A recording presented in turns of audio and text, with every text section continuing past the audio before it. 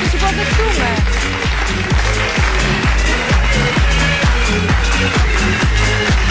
Μία γυναίκα, ένα από τα ωραιότερα σώματα που υπάρχουν.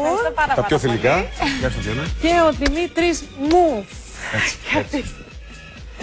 Ναι. Ο Δημήτρης μου. Έχει μια δυσκολία τώρα. Που έχει σώσει εμένα και πολλές κυρίες ακόμα έχω να σας πω. Από πολλές περιπέτειες. Καλώς ήρθατε. Καλώς σας βρήκαμε. Λοιπόν, προτείνω να ξεκινήσουμε με το θέμα του σωματότυπου. Δηλαδή, τι σωματότυπο έχει η κάθε μια από εμάς και στη συνέχεια, αφού αναγνωρίσουμε το σωματότυπό μας, να δούμε τι πρέπει να κάνουμε και πώς πρέπει να αθλούμεθα, τι πρέπει να τρώμε για να το διατηρήσουμε ή μάλλον να τον μειώσουμε. Σωστά. Να μπει. Πάμε. Πάντως να σου πω ότι πραγματικά χαίρομαι που είμαι με την Σόφια εδώ μαζί, διότι όπως καταλαβαίνεις για γρήγορα αποτελέσματα δεν αρκεί μόνο η διατροφή, η σωστή διατροφή, αλλά οπωσδήποτε και ο ρόλος της γυμναστικής είναι πάρα πολύ σημαντικός. Και επειδή μιλάμε τώρα για χρόνο ρεκόρ, έτσι, μην ξεχνάμε ότι περίπου μας έχει μείνει ένας μήνας, άντε 1,5, 2 το πολύ, πρέπει να βγούμε στην παραλία. Σωστά.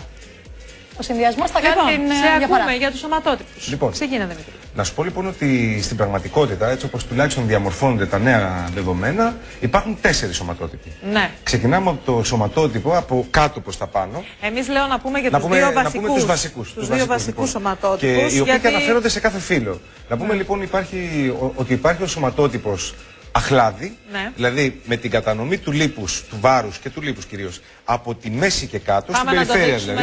Πίσω στον πίνακα. Θες να το κάνουμε, βεβαίως. Λοιπόν, ο σωματότυπος γνωστός ως αχλάδι. Είναι ο σωματότυπος λοιπόν αχλάδι. Βλέπουμε λοιπόν ότι το λίπος, το βάρος κατανέμεται από τη μέση και κάτω. Βλέπουμε δηλαδή ότι η μέση είναι... Μας εμφανίσατε την Ελένη, καλέ. Γιατί μου εμφάνισες?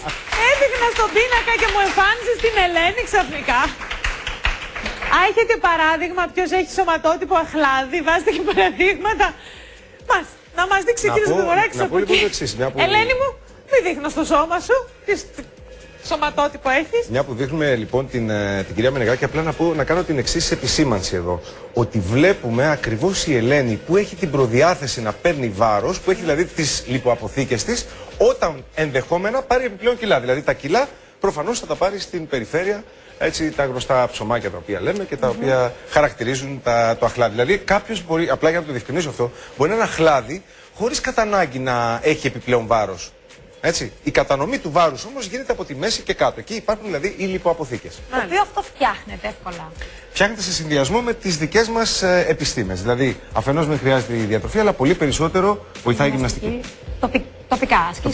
Τοπικά και προσπαθώντας να μην μου μπείτε σε αυτά γιατί θα πούμε μετά. Πες μου λοιπόν για τον άλλο βασικό σωματότυπο. Αυτός λοιπόν να σου πω δύο πράγματα εδώ για το σωματότυπο αχλάδι. Ότι πρώτα απ' όλα αφορά στις περισσότερες Ελληνίδες, δηλαδή οι περισσότερες Ελληνίδες νομίζω ότι θα συμφωνήσετε είναι αχλαδάκια όπως λέμε, αλλά είναι και ο σωματότυπος με το μεγαλύτερο προσδόκιμο επιβίωσης, με τη μεγαλύτερη διάρκεια ζωής. Ελένη μόλις θα τους δώσεις εσύ παιδί μου!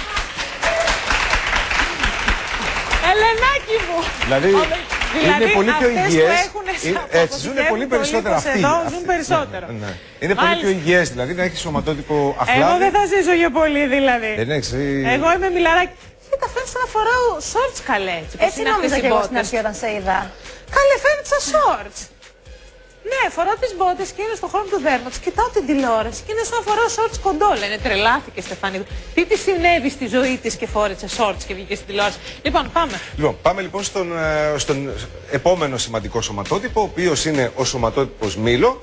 Δηλαδή βλέπετε την κατανομή του βάρους από τη μέση και πάνω, κυρίως στο άνω μέρος του σώματος, του κορμού. Λέγεται και ανδροειδής τύπος κατανομής. Και βεβαίως συσχετίζεται με μία σειρά από χρόνια νοσήματα. Είναι πραγματικά... Η ρούλα είναι μήλο. Έχει την τάση ενδεχομένως να συσσωρεύει το βάρος. Αυτή τη στιγμή εγώ τη βλέπω σε μία κατανομή η οποία. Το λέω εγώ. Η ρούλα είναι μήλο και εγώ είμαι μήλο. Εγώ και το ρουλάκι είμαστε μιλαράκια. Αν παχύνουμε δηλαδή. Προσέξτε τι θα πει αυτό. Τι λέμε μήλο και τι λέμε αχλάδι. Εάν εγώ πάρω 5 κιλά αυτή τη στιγμή που είναι πολλά, θα τα πάρω περισσότερο στην κοιλιά και λιγότερο στους κοφούς. Αυτό εννοώ με μήλο. Δηλαδή, αν η Ρούλα, η οποία έχει αυτή τη στιγμή ένα καταπληκτικό σώμα, αν η Ρούλα βάλει 5, 6, 10 κιλά, θα πάρει πρώτα στην κοιλιά και τα πόδια της θα παραμένουν λεπτά. Αυτός είναι ο σωματότυπος Μήλο. Αυτό οι είναι γυναίκες που να έχουν πολύ λεπτά και πόδια, αλλά βάζοντας βάρος το βάζουν τοπικά στην κοιλιά. Αυτό που λέει η Τατιάνα λοιπόν είναι πάρα πολύ σημαντικό. Άρα λοιπόν αναφερόμαστε στη δυνητική προδιάθεση που υπάρχει σε ένα άτομο προκειμένου να παίρνει βάρος. Πρέπει να σας πω λοιπόν ότι εάν μετρήσουμε όμως την περίμετρο της μέσης και τη βρούμε πάνω από 88 εκατοστά για τις γυναίκες και πάνω από 102 εκατοστά για τους άνδρες, τότε πλέον λέμε ότι ο άνθρωπος αντιμετωπίζει δυνητικό πρόβλημα, δηλαδή μπορεί σε σύντομο χρονικό διάστημα να εμφανίσει κάποιο χρόνιο νόσημα. Μάλιστα. Διότι ο τύπος αυτός συσχετίζεται με τη φλεγμονή. Και η Παπαρίζου έχει Μήλο. Και η Παπαρίζου. Θα τα πούμε μετά.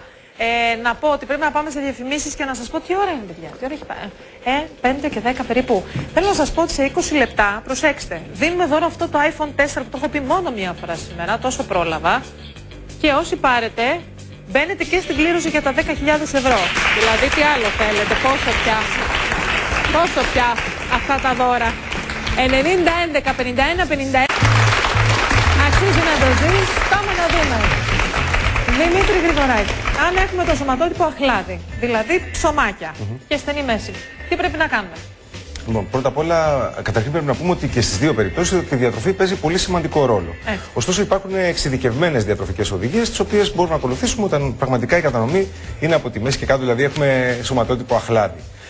Πρώτα απ' όλα, λοιπόν, πίνουμε αρκετή ποσότητα νερού. Βασική διατροφική αρχή για όλες τις σωματότυπους. Νομίζω έχουμε εκεί τα tips. Κάνουμε λοιπόν μικρά και συχνά γεύματα. Ναι. Οπωσδήποτε τρώμε πρωινό γεύμα, δηλαδή είναι ένα γεύμα το οποίο δεν πρέπει πραγματικά να ξεχνάμε, να παραλείπουμε. Άλλο. Κάτι βασικό που πρέπει να πω είναι ότι πρέπει να προτιμούμε τροφές πλούσιες σε φυτοϊστρογόνα. Βέβαια τώρα βλέπουμε για τα υγρά, ναι, το είπαμε, έτσι πρέπει να πίνουμε τουλάχιστον 8 με 10 ποτήρια καθημερινά. Μπορεί βεβαίως γάλα, χυμούς, τσάι. Βεβαίως αυτό, ναι, θέλω να το επισημάνω αυτό, όχι μόνο νερό, αλλά στα 8 με 10 ποτήρια καθημερινά συμπεριλαμβάνονται βέβαια και τα υγρά που προέρχονται από το άπαχο γάλα και τους χυμούς και το τσάι.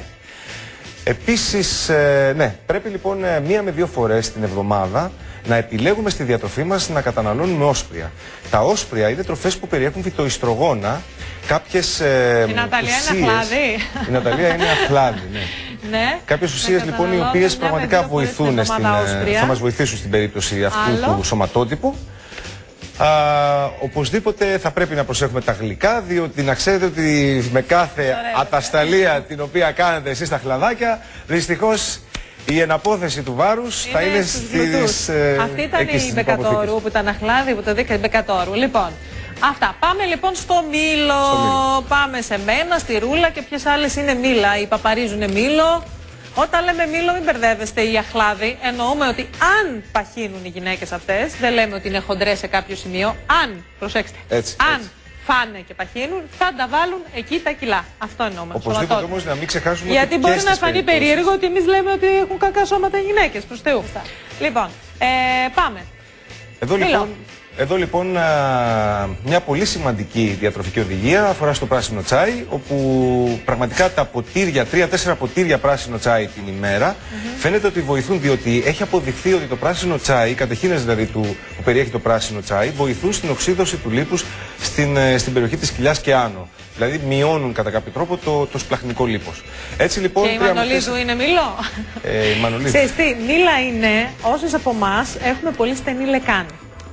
Όταν η λεκάνη της γυναίκας είναι πάρα πολύ στενή, συνήθως δεν κάνει ψωμάκια, δεν αποθηκεύει το λίπος εκεί από κάτω, το αποθηκεύει πιο πάνω, όπου βρει δηλαδή, στην κοιλίτσα μας. Πάμε παρακάτω. Λοιπόν, το επόμενο βήμα λοιπόν διατροφικό είναι να καταναλώνουμε περισσότερα τρόφιμα ολικής άλεσης, όπως για παράδειγμα το ψωμί, τα δημητριακά και τα ζυμαρικά. Εδώ κάτι που πρέπει να πω και το λέω πολύ συχνά τον τελευταίο καιρό και εν ώψη της νέας αντιοξυδοτικής δίαιτας ΟΡΑΚ, με βάση αυτή τη λογική, είναι ότι αντικαθιστούμε τα λευκά τρόφιμα της διατροφής μας με μαύρα. Δηλαδή το σκούρο ρύζι, τα ζυμαρικά ολικής άλεσης, το ψωμί ολικής άλεσης, σίκαλης κτλ. Είναι προϊόντα που έχουν και φυτικές ίνες, αλλά πολύ σπουδαία και σημαντική διατροφική αντιοξυδοτική σημασία.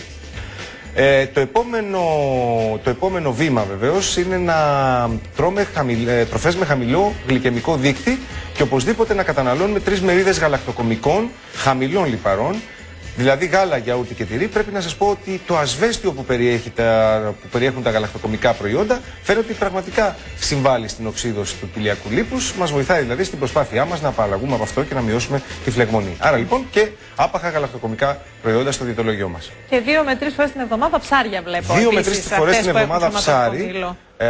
Το ψάρι πρέπει να πούμε, επειδή ακριβώς περιέχει πολύ σημαντικά ω3 λιπαρά οξέα. Τα ω3 λιπαρά οξέα χαρακτηρίζονται ως αντιφλεγμονώδη, βελτιώνουν και την ινσουλινοευαισθησία. Άρα λοιπόν 2 με 3 φορές την εβδομάδα ψάρι θα μας βοηθήσουν και να χάσουμε πολύ πιο γρήγορα βάρος σε όλους τους σωματότυπους, αλλά κυρίως στο σωματότυπο μήλο που θα βοηθήσουν έτσι την καλύτερη οξύδωση. Όλα αυτά τα tips του Δημήτρη Γρηγοράκη μπορείτε να τα βρείτε μέσα στο tlife.gr. Και όχι μόνο βέβαια. Είναι ένα θέμα το οποίο είναι εμπνευσμένο και φτιαγμένο στην εκπομπή μας από το T-Life. Είναι ένα θέμα που μου άρεσε πάρα πολύ και θέλω να σας πω ότι είναι ένα θέμα το οποίο κλικάρατε πάρα πολύ. Ναι. Δηλαδή, οι γυναίκες όταν βάλαμε το θέμα για το σωματότυπο και το τι πρέπει να ακολουθήσουν, ενθουσιάστηκαν και γι' αυτό είπα να το προσφέρω, να το χαρίσω το θέμα αυτό και στις τηλεθεάτριές μας. Μπήκε κατευθείαν στα δημοφιλέστερα. Εγώ θα πω ότι αυτό, μέχρι και στην Αμερική έφτασε η χάρη του T-Life, δεδομένου ότι πολλά αμερικάνικα site γράψαν για το T-Life, για την εκπομπή σου. Αξίζει να το ζεις, ότι μέσα από αυτή την εκπομπή πρωτοπροβλήθηκε θα έλεγα η δίαιτα Orac, η οποία πλέον έχει γίνει διάσημη η διαιτά και βγαίνει. Η διάσημη διαιτά μου! Πάμε να δούμε τι ασκήσεις πρέπει να κάνετε με τη Σόφη Πασχάλη, αν είστε μιλαράκι ή αθλαδάκι.